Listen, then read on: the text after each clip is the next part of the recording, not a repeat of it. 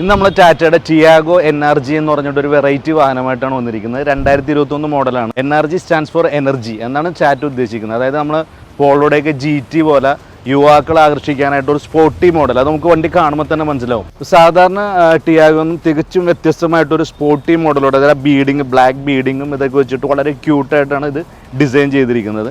ഇതിൻ്റെ ഈ വണ്ടിയുടെ പർട്ടിക്കുലർ വണ്ടിയുടെ തന്നെ ടയേഴ്സ് എല്ലാം ഓൾമോസ്റ്റ് 90% ടയർ ഉണ്ട്.